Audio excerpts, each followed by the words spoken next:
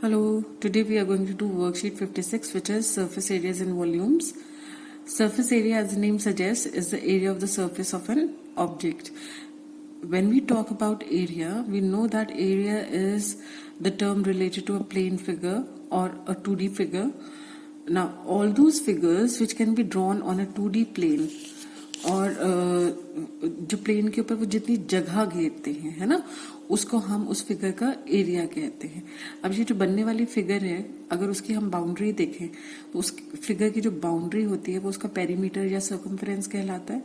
अब ये जो पेरीमीटर या जो बाउंड्री है उसके अंदर ये जो फिगर जितनी जगह घेर रही है उस जगह को हम उसका एरिया कहते हैं, है ना.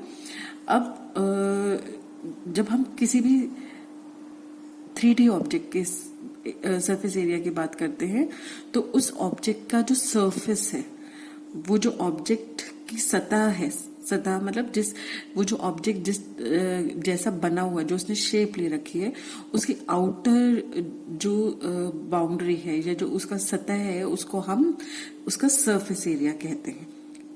Now, in this class, we'll be only studying about the cuboid, cube, cone, cylinder, sphere and a hemisphere. अब अगर हम किसी क्यूबॉइड की बात करेंगे, देखिए आप, this is the net of a cuboid. अगर हम इसको गौर से देखें, ये क्यूबॉइड बन रहा है ना.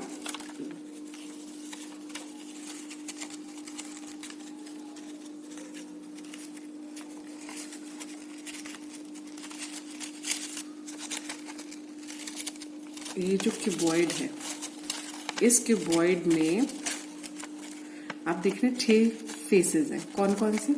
1, 2, 3, 4, 5 and 6. This is the first face, this is the second face. ये देखो ऐसे मुड़ रहा है ना, और ये फिर ऐसे फ्लैप ऊपर आ जाएगा. This will be the third phase, this is the fourth face, this is the fifth face and this will be the sixth face. अब इन फेसेस को जब हम ज्वाइन कर देते हैं तो आपको एक क्यूबॉइड मिल जाता है. ठीक है. अब ये जो क्यूबॉइड है, अगर हमें इसका सरफेस एरिया फाइंड आउट करना है तो इस क्यूबॉइड का सरफेस एरिया फाइंड आउट करने के लिए मुझे इसके सारे सरफेसेस का एरिया फाइंड आउट करने पड़ेगा. अब ये जो क्यूबॉइड के सरफेस है, ये सारे कैसे हैं? The surface of this cuboid are in the shape of a rectangle. आप देख रहे हैं ये सारे surfaces कैसे हैं? These are in the shape of a rectangle. तो ये जो पहला फेस है, ये एक rectangle है. Suppose इसकी dimensions L and this is B, length है, और ये इसकी breadth है. तो ये जो second फेस है, इसका ये भी L रहेगा, but this will become its height. आप देख रहे हैं ये हाइट बन रही है यहाँ पर, है ना. ये ऐसे खड़ा होगा तो ये इस तरह से हाइट ले रहा है. तो this is the height of the cuboid.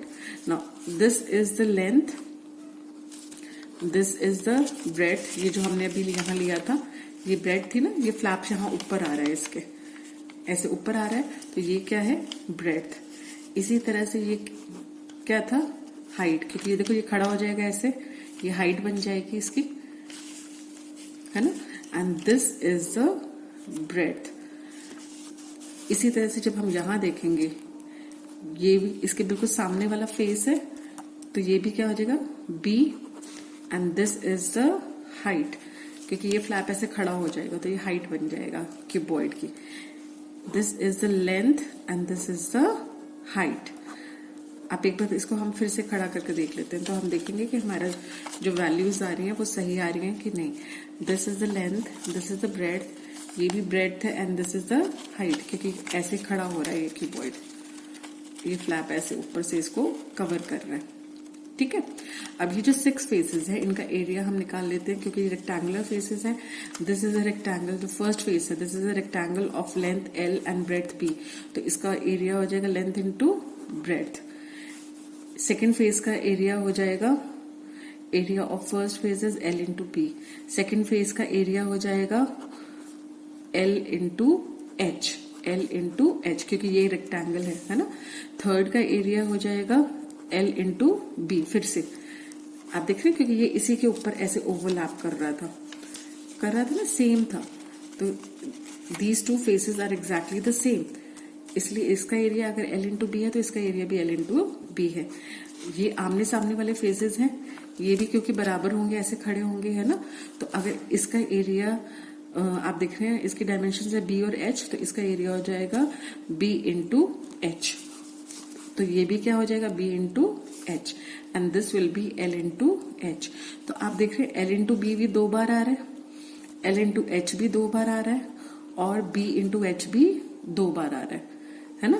तो इसका मतलब ये जो आपका क्यूबॉइड बन रहा है, इस क्यूबॉइड की डायमेंशन, इसका surface area will be 2 times L into B, 2 times B into H, and 2 times L into H।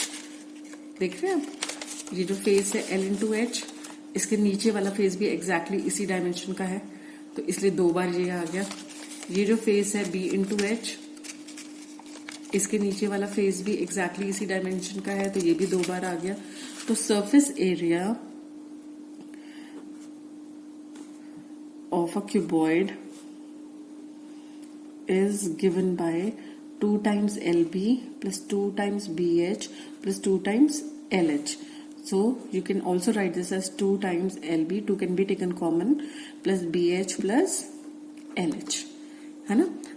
अब वॉल्यूम की अगर हम बात करें क्यूबॉइड की, वॉल्यूम किसी भी फिगर का क्या होता है, the space occupied by that figure, वो उसके, या आप कह सकते हैं कि उसके अंदर कितनी चीज आ सकती है, उसके अंदर उसकी कितनी कैपेसिटी है। अब अगर आप इसको देखें, ये जो क्यूबॉइड आपका है, इसमें अगर हम, ये जो आपका बेस है L इंटू बी, इसी डायमेंशन के अगर हम ऐसे ही L इंटू बी डायमेंशन के जो प्लेन्स हैं, इसके ऊपर स्टैक करते जाए up to a height H।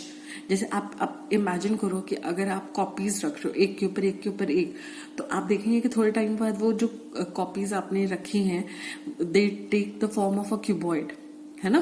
तो इसी तरह से जब ये आप L इंटू बी डायमेंशन की एक चीज रखते हैं, एक प्लेन रखते हैं, जब अगर आप सेम चीज बार बार रखते जाएंगे, तो ये एक सर्टेन हाइट H तक आ जाएगा, है ना, और ये एक क्यूबॉइड की शेप ले लेगा। तो इस क्यूबॉइड का वॉल्यूम होगा L into B raise to a height H। तो volume of the cuboid will B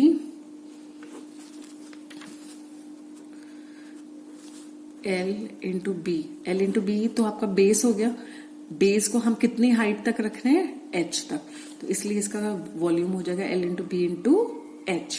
अब क्यूबॉइड, क्यूब जो है, cube is a special case of a cuboid. Special case कैसा है, क्योंकि क्यूब में जो लेंथ है, ब्रेड्थ है और हाइट है, वो तीनों चीजें इक्वल होती हैं। तो अगर एक क्यूबॉइड की लेंथ, ब्रेड्थ और हाइट तीनों बराबर हो, तो वो एक क्यूब बन जाता है ना।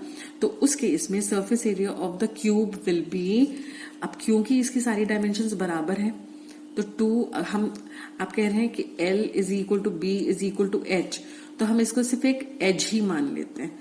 Late this be the edge of the cube. तो आपके पास आ जाएगा 2 इंटू L भी एज है, B भी एज है, तो ये हो जाएगा एज का स्क्वायर, प्लस ये भी आप देख रहे हैं B भी एज है और H भी एज है। एज मतलब साइड, आप साइड भी कह सकते हैं, तो this can be edge square, plus similarly L भी यहाँ आपके एज के बराबर है और H भी एज के बराबर है, तो दिस इज ऑल्सो एज का स्क्वायर। तो आपके पास आएगा 2 इंटू 3 टाइम्स एज का स्क्वायर। आप देख रहे हैं एज स्क्वायर को आप 3 बार ऐड कर रहे हैं, so this becomes 6 edge square. तो surface area of a cube is 6 edge square. So volume of the cube क्या हो जाएगा, वॉल्यूम ऑफ द क्यूब आपका आ जाएगा, क्योंकि तीनों डायमेंशंस बराबर हैं, तो edge into edge into edge, that will be edge का क्यूब। ओके, अब हम बात करते हैं सिलेंडर की। सिलेंडर आप देखते हैं कि ये एक, सपोज आपके पास एक 2D फिगर है, क्या है ये, एक रेक्टेंगल है, एक रेक्टेंगुलर पेज है ना। इस रेक्टेंगल को अगर मैं ऐसे फोल्ड कर दूं, तो जो फिगर मुझे मिल रही है that is actually a cylinder. आप देख रहे हैं। अब ये जो आप देख रहे हैं रेक्टेंगल की लेंथ और ये जो ब्रेड्थ, आप इसको जब फोल्ड कर रहे हैं सिलेंडर बनाने के लिए, तो ये लेंथ जो है इस रेक्टेंगल की वो एक्चुअली में क्या बन रही है, circumference of the circle. Circumference of the circle क्या होता है, 2πr, है ना। आपको पता है what is the area of a rectangle. अगर हम ये जो हमारे पास एक 2D फिगर है, एक रेक्टेंगल है, इस रेक्टेंगल का एरिया क्या होगा, area of a rectangle is length into breadth.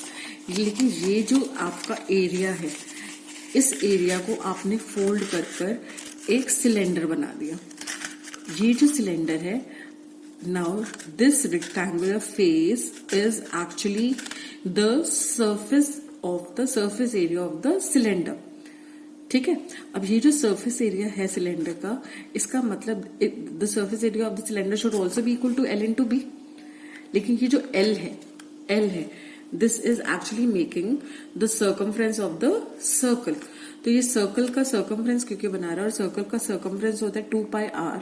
तो इसका मतलब हमारा area of the cylinder will be, L की जगह मैंने लिख दिया 2πr, क्योंकि L जो है ये एक सर्कुलर फेस का सर्कमफ्रेंस बना रहा है, इनटू बी। बी हमारा अब क्या बन रहा है, B is becoming the height of the cylinder. B इस सिलेंडर की हाइट बन रही है। आप देख रहे हैं, जो बी है this is becoming the height of the cylinder. तो इसका मतलब बी की जगह मैं क्या लिख सकती हूँ, H। तो surface area of the cylinder will be 2πrh। Okay. Now अगर आप ऑब्जर्व करें ये जो सर्कमफ्रेंस, ये जो एरिया आपने निकाला, this is actually the curve surface area of the cylinder. Curve मतलब मुड़ा हुआ भाग, है ना। लेकिन ये जो इसके ऊपर आप देख रहे हैं, this portion is also a circle, और यहाँ नीचे भी एक सर्कल है। अगर हम इन सर्कल्स को ढक दें, इनको अगर हम ढक दें ऊपर और नीचे से, तो आप देखेंगे कि यहाँ भी एक सर्कल है और यहाँ भी एक सर्कल है।